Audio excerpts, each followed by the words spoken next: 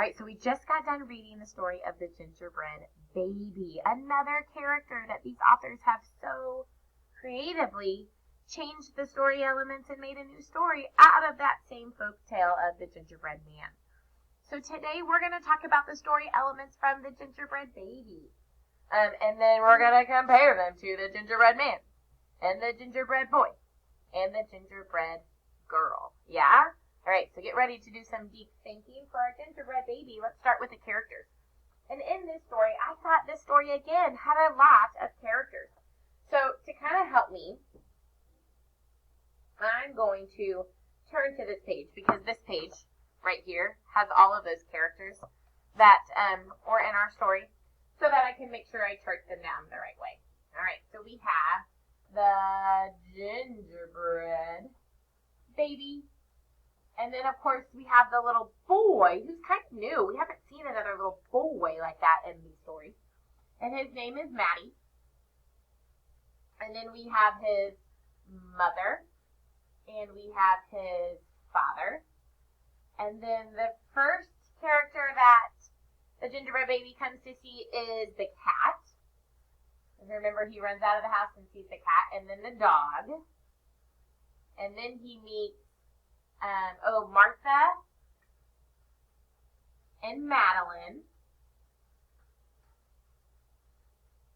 And they're the two little ones that tried to, one was talking to him and one was going to sneak up on him, and then he grabbed their hairs and tied them in a knot.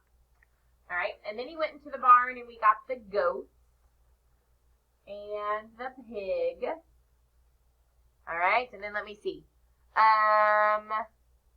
The villagers, that's when he was on the bridge, and he saw the fox,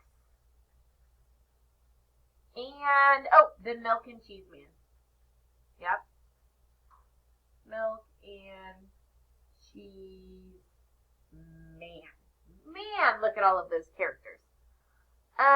Okay, I think I got all of the characters. There's quite a bit. Now, some of them, like the pig, we've seen the pig in a lot of these stories. The fox, of course, we've seen in all of them. Mother and father. But then some of the other ones we haven't really seen.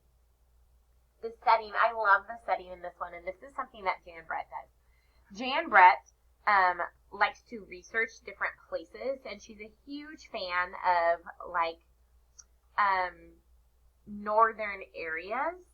And so you see a lot of books, her settings is kind of in a cold, wintry area. She writes a lot of books based in Denmark and Norway and Sweden. It's kind of, she loves to research about where she's writing.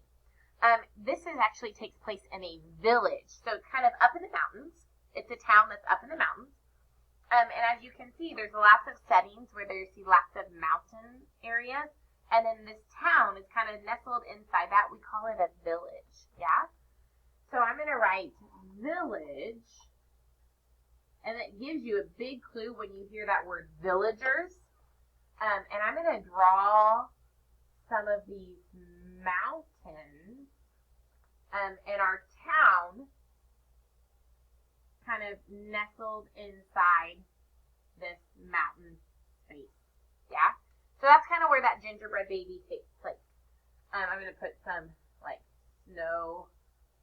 Yeah, I could color that and make that really pretty, but that would make that video pretty long, right? All right, I'm going to bend this down just a little bit. So the problem in the story is kind of repeating that problem that we see in lots of them. The problem is the gingerbread baby runs away, right? We've seen that problem happen in really all of our stories so far. And that's kind of one of those story elements that stayed the same.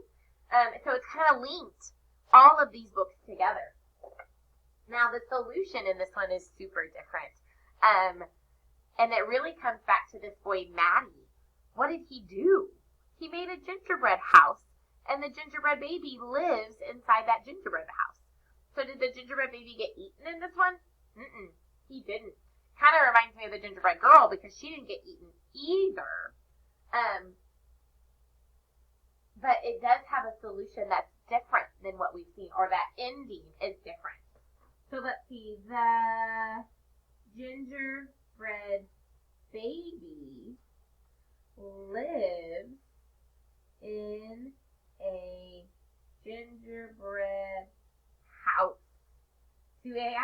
stays alive and he lives in that house.